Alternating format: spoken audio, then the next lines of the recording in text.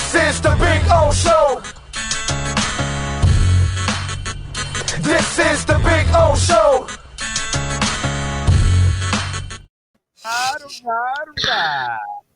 How you feeling, baby? You feeling good? Feeling good as always. Oh, it's Friday. Getting ready to drive up to Charlotte with the wife and kids. Going to be up there for ACC Media Days. And then football season's right around the corner, man. Are they? Oh, so they're in Charlotte in the downtown area, right? In the downtown area, correct? Yeah.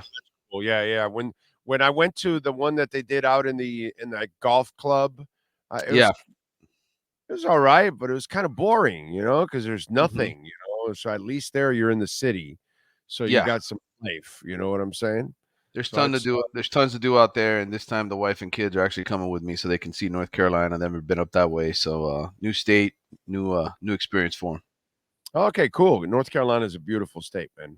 Yeah, I enjoy North Carolina. Good people too, on top of all of that. So that's good stuff. You see that they're going to name Saban. They're going to name Nick Saban Field at Bryant-Denny Stadium. You saw that? Yeah, I did. It seems right. Right. I mean, he is the guy who is the greatest of all time up in Alabama. Not enough. Not enough.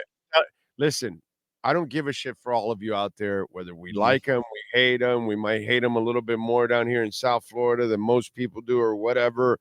They should erect a 50-foot statue outside that damn stadium for that.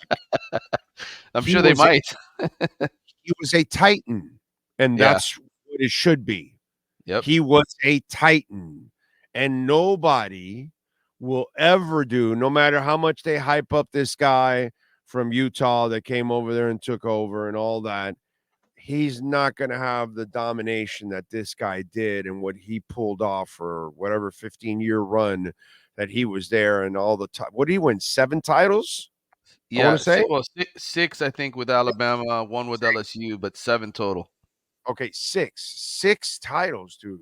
Are you effing kidding me? Nobody's ever going to do that again, man. You should. The field is not enough. I'm telling you, the field is not enough. Put a 50-foot statue. That would actually look pretty cool, by the way. If you do that. It would, and but listen, if you want to appreciate Nick Saban, go back and look at Alabama the years that he wasn't there, right? When they had all those different coaches, they were just an average SEC program between him and Bear Bryant. So I think you really got to give him so much credit for dominating the SEC the way that he did. I mean, God knows how many championships Mark Richt might have actually had. He may never have come back to Miami had Nick Saban not been in Alabama, because those Georgia teams he coached were pretty good, but there was no way they were going to beat Alabama. So Alabama only had the one moment with Gene Stallings, right? That Lamar Thomas will want to forget for the rest of his life. And so, that's about that. That's it, right? That's it. That's it. Between Bear Bryant, they had the one or two good years with Gene Stallings, and then Alabama was toast. Right. So.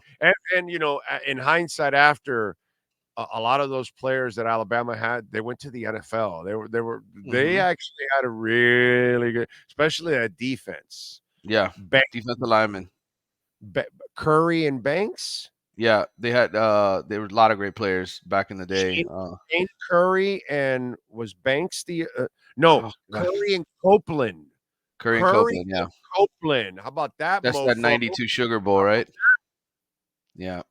Yeah, Mario. I think that was Mario Cristobal's last game as a Hurricane. Was that Lamar Thomas?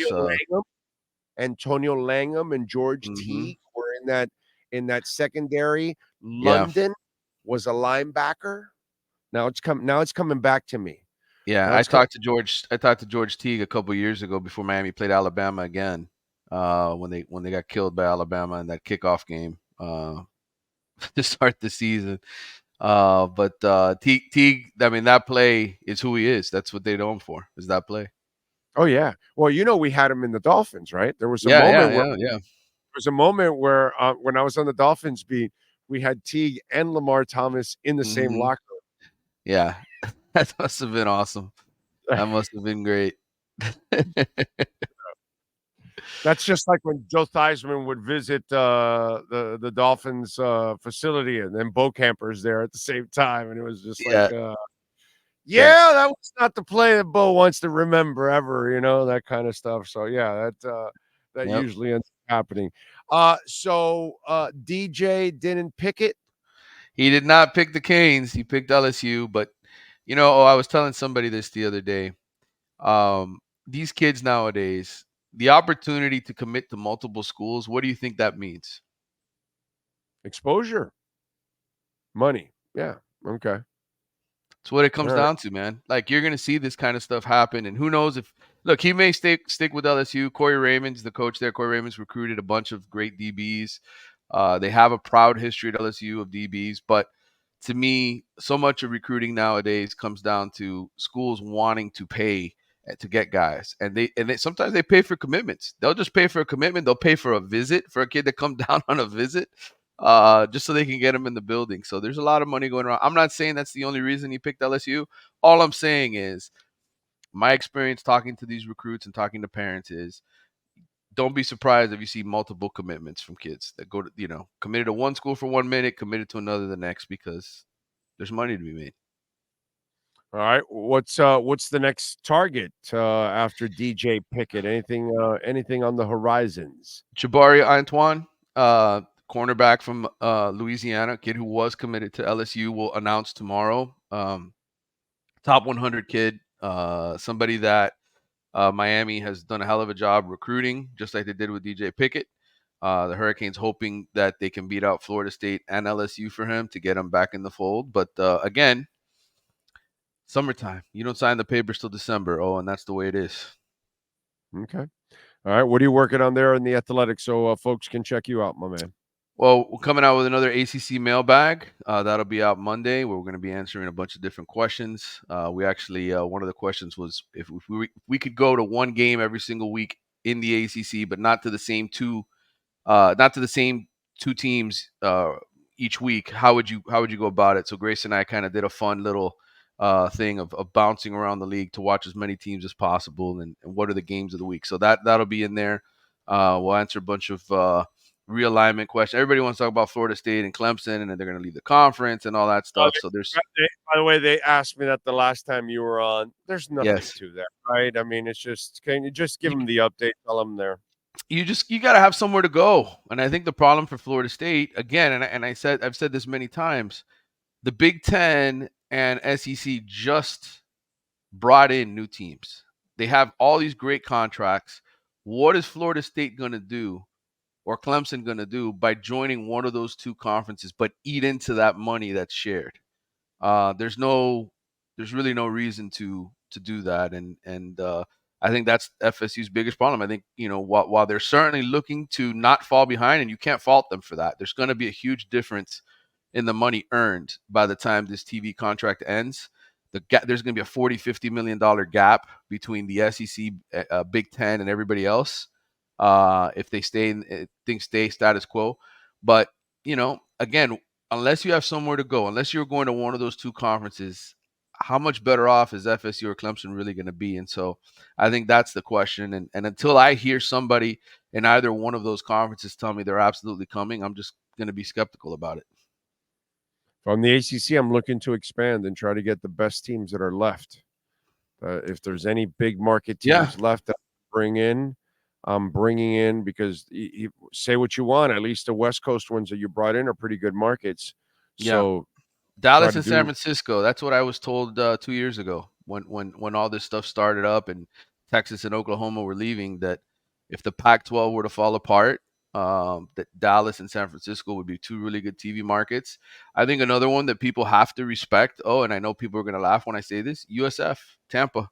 That's another area. They're scoring I know fast. you won't laugh, but most fans do. Most fans will say, "Why would USF be attractive?" I think their TV market bigger than ours. Yes, and they're getting a new stadium. Okay, their coach is pretty good. He's changed the program around. They finally have the right coach again. Alex Golesh is a good offensive coach, and they're an AAU accredited school, which makes them attractive to a conference like the Big Ten, who stress is academic. So It's always been there for them, and they've already proven that it can happen there. yeah, You just got to have the right person to get it done, and then the commitment from it. And they've always had like a support system there. Now it looks like they're finally taking it to the next level. yeah. I think they're when you UCF, bro, UCF got the city got behind it. They got the stadium. They got all that stuff, the infrastructure behind it, and then they were able to take off. And you know, that's what they got to do with USF also. It's there for them. I think they make a lot of sense to be a partner with Miami. If Miami were, if Florida State were to somehow get out and go to the Big 12 or something like that, I think you could see Miami and USF being a package deal for a conference like the Big 10, because both of them are AAU accredited schools. They're in big markets and essentially the type of schools I think the Big 10 would be interested in getting. So I'm with you. All right. Good stuff. Follow him on Twitter at Manny_Navarro. Manny, as always, thank you, my brother. Appreciate you. We'll catch up next week. Safe in your travels. Thank you, brother. Take care. There you go. Manny Navarro and our Caneswear Miami Hurricanes report. Go to caneswear.com. Check it out. They got sales going on constantly. They just had a one-day sale going on. They've got a whole bunch of stuff. Usually they got some clearance stuff too. So if you go there to the store, you can go check out their clearance racks and save yourself even more money. Remember, save yourself money by using our code BIGO10. You will get 10% off. And if you're out of town, go to caneswear.com. You can order over $99 and you will get free shipping, and use our code BIGO10 to get 10% off. Caneswear.com.